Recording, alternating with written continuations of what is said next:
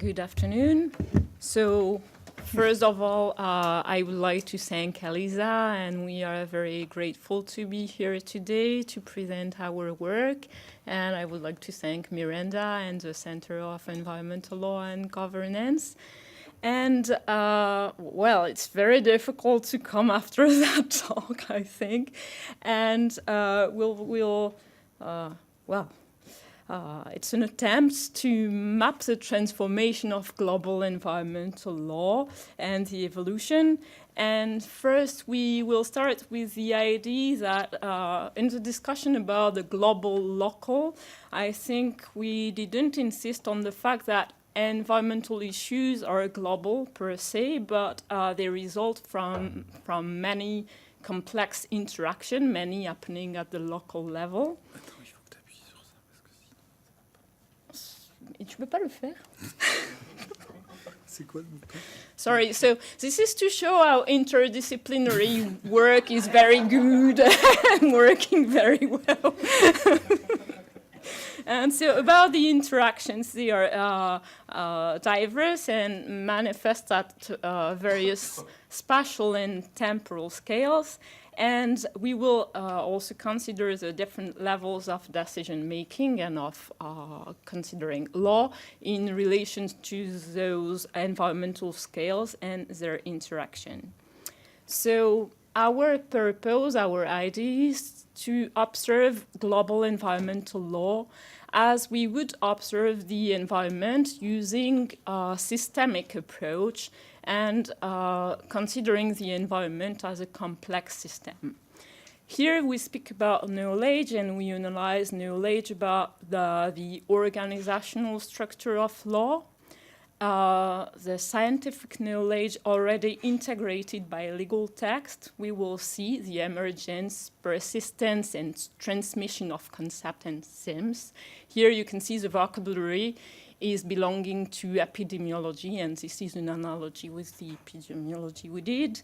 And we analyze the scientific knowledge to improve law efficiency, and we want to develop the evidence-based policy and law. And here we develop different tools that are adapted to the scientific question we choose to address. So here are the various decision levels, and compared with the ecosystem scales. And you spoke about information ecology, and this is related to what you presented before. So from the global to local level, we see that there is no adequation between the ecological and environmental scales and legal and administrative scales, but our work intends to reflect on that, on the differences, and see how we can work more closely to environmental scales or ecological scales. So the first work was, thank you, Pierre, you do that very well. The first thing was, the first idea was to have a retrospective view for a prospective reflection, considering that the work of the Conference of the Parties of the main international environmental agreements is considerable, and we wanted to exploit the huge, I don't know if we can speak about big data after what has been said, but anyway, the huge quantity of knowledge generated by the work of the Conference of the Parties and its interconnections. And we decided together to develop a methodology for mining a textual corpus to show the evolution and trends in various conventions, mainly the convention related to biodiversity, and with the idea to examine raw data coming from the textual corpus prior to any legal analysis and to see how it goes. So we take examples from the CBD. We did a work called Mining CBD, and we decided to... Can I make a comment? Yeah, comment, please. The idea was to try to publish a paper with the smallest possible title. So I think Mining CBD is 11 characters with a blank, so I'm very proud. That's all. Sorry. You can be proud. So here, the idea was to show the evolution of 4 elements contained in the Convention on Biodiversity. The major themes we wanted to speak about: climate change, the ecosystem approach, agricultural biodiversity, and marine and coastal biodiversity, and to see their evolution, the evolution of the use of terms in relation to these themes, and from the beginning, from the adoption of the Convention on Biodiversity. So, do you want to make a comment? So here are the new terms appearing from the beginning in relation to those different themes. And you have at the beginning, for example, the ecosystem approach is quite high, and then it's stabilized as is the climate change themes. And you can see, for example, the evolution of consideration for marine and coastal biodiversity, which is interesting because here are the new terms appearing in regard with those major themes we wanted to speak about. If you have any comment? No. So, about the Biodiversity-related Convention, our interest was to consider the emergence of health issues. And we did text mining of 3 different conventions: the Convention on Biodiversity, the Convention on Migratory Species, the Convention on International Trade of Endangered Species. And we have seen from, so if I can, I have no, you have the pointer? No, you cannot do. In relation to the main international initiatives, and here you have the number of the convention and party, and the colors are illustrating each convention. You can see, thank you, you did that very well as well. You can see how the ecosystem approach, which is bearing the idea of health, is evolving to human well-being, human health, and then ecosystem health, wetland. And finally, we see the notion of One Health, the concept of One Health, which is merging human health, animal health, and domestic and wildlife, as well as environmental health or health of the ecosystem. So for us, that was, that wasn't expected, so it was an interesting result. And to go on with text mining, no, that's mine. And you will explain the micro-ontology. To go on with text mining, we did a work on micro-ontology of health appearing in Biodiversity-related Convention. Okay. It's much better than when Claire is explaining, but I'm trying to say something.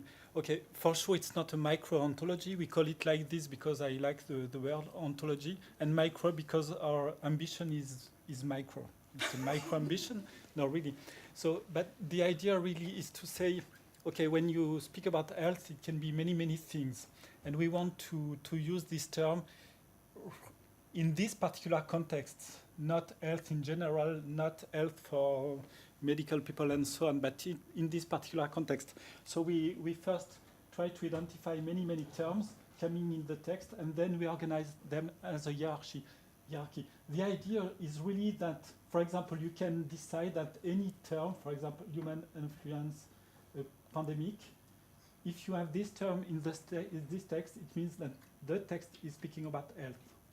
Okay? So it's kind of big bag of words. It's common practice for text mining.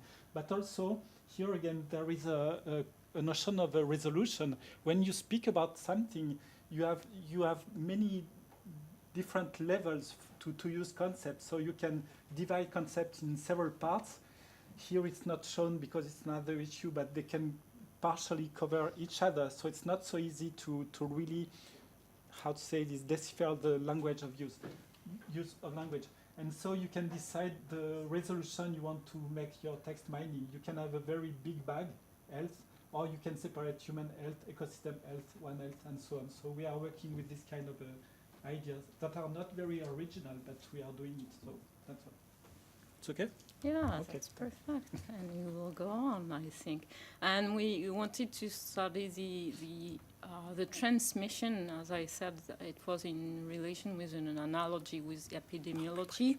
Sorry.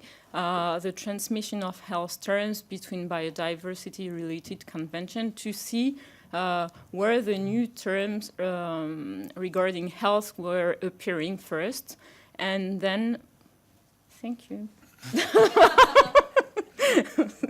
And then about those terms, how they were spreading and through which conventions. So there is a notion of centrality.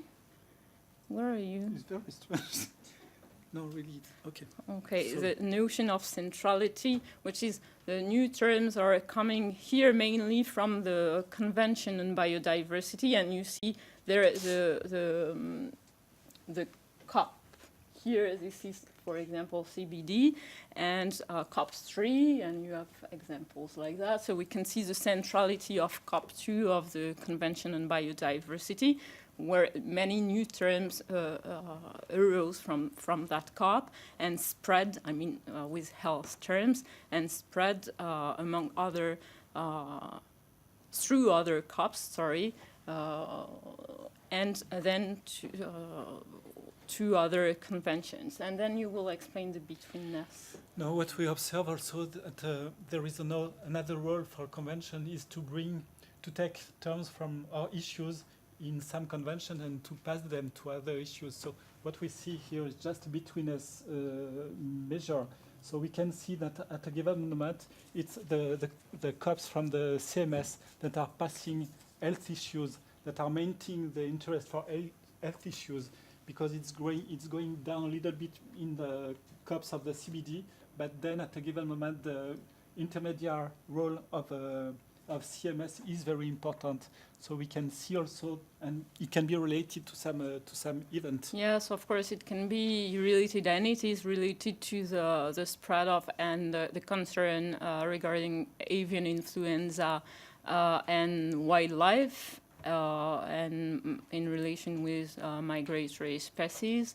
And so we explain, of course, the transmission of the terms in relation to the content of the different COPs.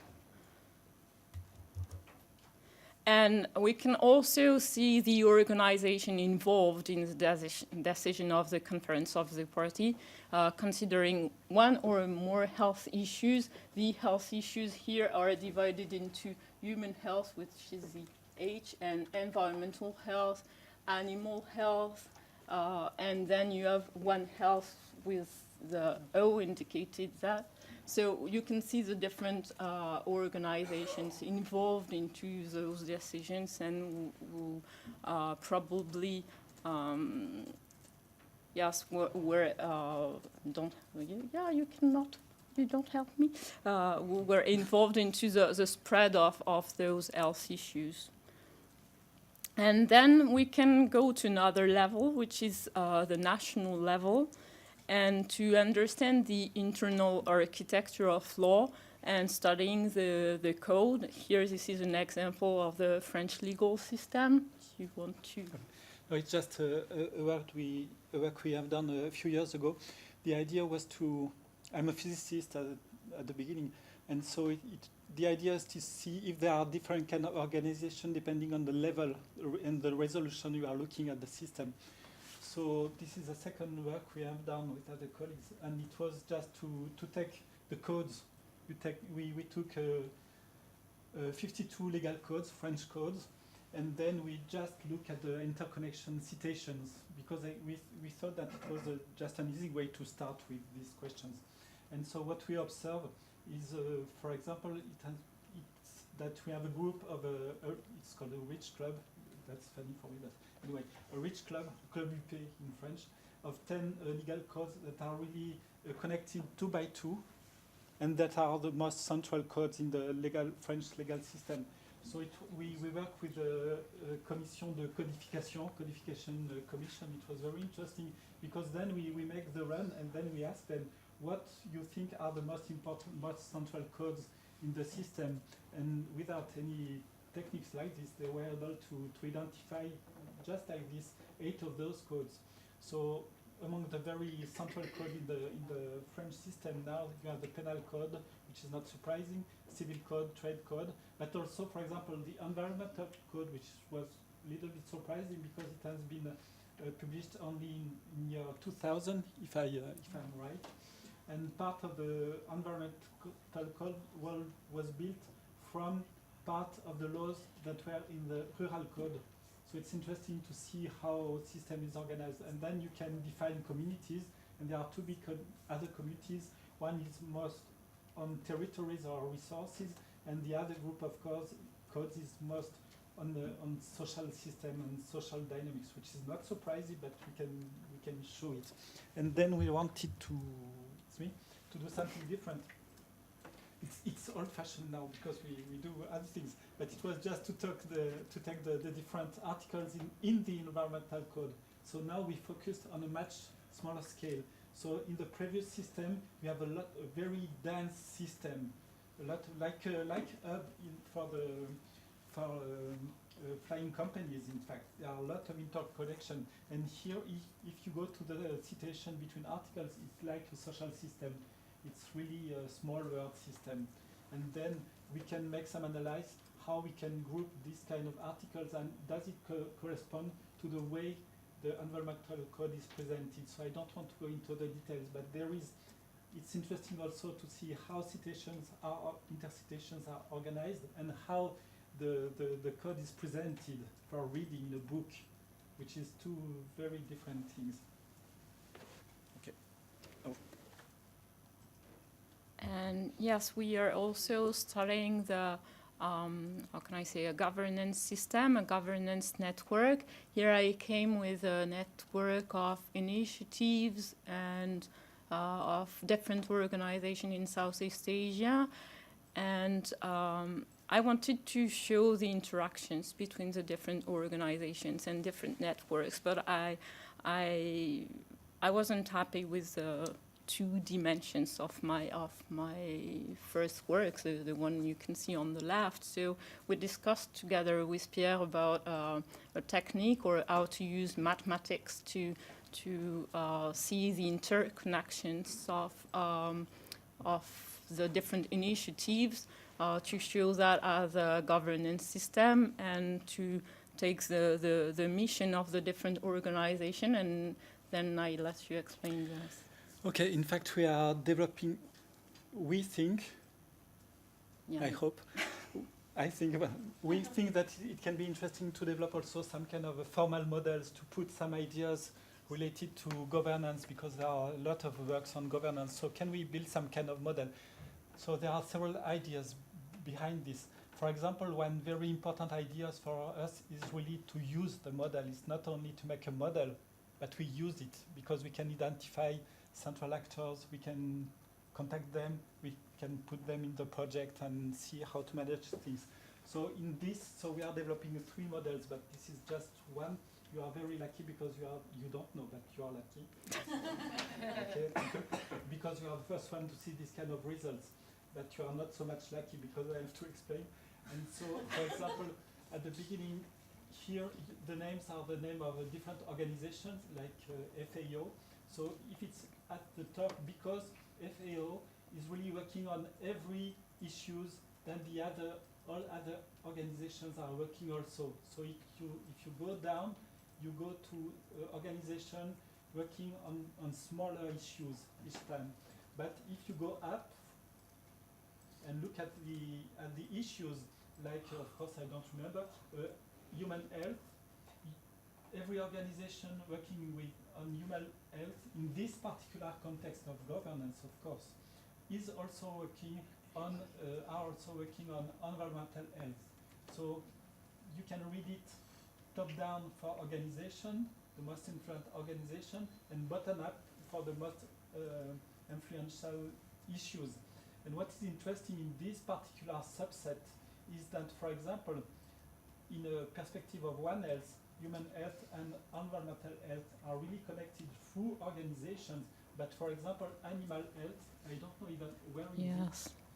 there maybe, is completely disconnected today in this particular, with this particular Set of organizations. set of organization. So now we have also larger, we are just growing the system, but we have still this separation between human health, environmental health, and animal health. So for One Health, we can identify who we have to talk with, how to manage And the things gaps. and so on. And there are other gaps. For example, it's interesting to see in the competencies of those organizations. Some of them say that they are working on climate change, but for example, they are not working on water resource or on land use. So we can quite easily identify what is missing, what we can do. And some of those vertices are like a conjunction of different issues, but there is no one organization working on this particular conjunction. So they are kind of orphans issues. This is my point of view. And once again, as I told you, so with this kind of things, we really start to use it to meet people. We say, okay, we have to meet this organization because it's very strategically, it's important for our projects, to develop ideas or collaboration. And then you can go on with it's next one. No, for that, the organization, what Pierre said about the organization is also important if we have a look at the governing boards. This is a work we did only on a few groups, so a small group of organization within the organization of ministries of education of Southeast Asia. And we can see the composition of the governing boards, and we can see the centrality here of the University of Singapore, the National University of Singapore. So this is the same thing. We can contact the University of Singapore. Fortunately, they are already partners, but we can contact them and see how to work on some issues. And this is a way to see the involvement of ministries and of universities within that framework. So it can be useful. And we did that with the partnerships, studying the partnerships of those organizations, which is wider, of course, and the role and missions of those organizations. It gives many insights to see the composition and the way they connect to each other. In fact, we are really developing, it was just the beginning, so since that moment we have larger networks, and we are growing those networks, in particular using text mining to identify the organization and so on. But for example, we have another model with not 5 organizations at the beginning, but 13. And the number of partners is already 263. So it means that this issue of governance, you really go very fast to very big networks of organization. And once again, it's not only, it's interesting to think about multi-level organization, of course, but it's just a vision, it's just a way to organize what we say about this, because it's completely untangled. Every levels are mixed up, and you have organizations, you have networks, you have networks of organizations, you have networks of networks, you have platforms, and you can also, in this kind of model, use, for example, political strategies, texts, or conventions, and so on. So we try to build tools to better understand governance with many, many kind of entities, and to use it for action. Yeah. And speaking about action, here is a tentative framework of the interactions we are studying from the regional level to local level on 2 different projects. And we can see roughly, because it's in Southeast Asia, roughly we can see the agriculture, forestry. Agriculture is not completed at the national level, but now it is. It wasn't at the time. Preventive health policy, and we see the declination from the regional level to the local level, and we are using that framework to see the law that is relating to those global policy and how it is implemented. Because something I didn't hear that much during the symposium was the question of implementation of law. So if we go from global level to local level, it's because we have to consider how to implement international law. International law means the common commitments of the states. If we consider the SDGs, for example, or Aichi targets, they have to be implemented at the local level, and I mean at the national level, and then to the local level. And we are trying to study that, and we work on evidence-based environmental law and policies. This is Southeast Asia again. This is northern Thailand, the province of Nan on the map here. And we are working together with ecologists, sociologists, anthropologists, agronomists, and modelers to understand here. The question was the habitat fragmentation, the interaction between rodents and parasites, and the pathogen emergence. We consider different diseases, among them the leptospirosis, and then the idea is to go from the information we get on rodents and pathogens to law, and to see among the different topics, agriculture, water, forest, or law on protected areas, how law is influencing that habitat fragmentation, what can be done to stop that habitat fragmentation. And then we are in relation with the local representative of the Department of Health to see how we can help to, how can I say, to provide information for health prevention.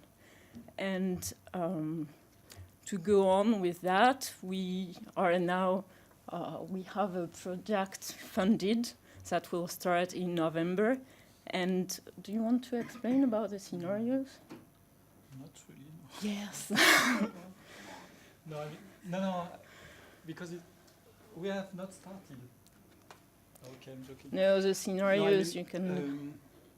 There are some part of scenarios that we know more or less how to do. I mean, for epidemiology and so on, you have models, you have equations, we have a lot of data, and we will have more data, and so on. Then one big issue is how to relate it, for example, this natural part or epidemiology with policies, how to make the connection. For example, what is the impact of policies in terms of health and so on. So this will be new. So the idea we have is really to try to look very locally. I give an example. It is very simple, but maybe it's a good example. If you put incentive to grow, for example, maize, of course, people are starting to cut the forest, most of the forest. They plant maize because it's for. But there is an incentive anyway. Incentive, and it's good for trade. But then we have much more rodents that are coming. And those rodents are bringing from the forest or other issues, and in a new environment which is very poor in terms of biodiversity, you have maize. And so this really increased the risk of health or pandemics or other problems. And also people, of course, are living with animals, like domestic animals, and their wildlife. So with this kind of very simple ideas, to put them in a kind of model and to see what can be the impact of policies mixed with the change in the habitat, landscape, and also larger scale. For example, climate change has a direct impact on hydrological regime that have some impact also on disease. So how can we try to mix everything like this, and going in the field And I don't remember, there are more than 1,000 villages where there are inquiries. 2,000 you can see. 2,000? Yes. Okay. With inquiries, they meet with people interviews and students are working, and we are working with the Department of Health of the province, and they are very interested into that work, and that's why they asked us to go on with that work. And so there are students from different universities working on questionnaires and interviews, and giving information to the Department of Health or Agriculture, depending on who we are working with. And of course, law is also a part of the process. Like we speak about policy-driven effects on land use and land changes, but it's also, of course, including law and the local aspects of law, which is challenging, but very, very interesting on my point of view. And then if we can summarize what we were saying so far, of course, the set of tools is depending on the research topic. So we cannot say, okay, we have the perfect tool and we can use it for any question. No, it's not happening like that. So what we propose here with that presentation is to depart from theory and go to the observation of how law was working in relation with the environment, and we generate data and knowledge, and this is feeding the debate on theory, and at the same time this is giving information for the implementation of law. And if we want to go and have a total loop, then we can go back to the observation of what we have done. This is mainly what we intend to do. Yeah, you can go. So the idea is we can develop these tools or other tools related to those tools to address other issues. And of course, debate is open for questions and collaboration, and we thank you.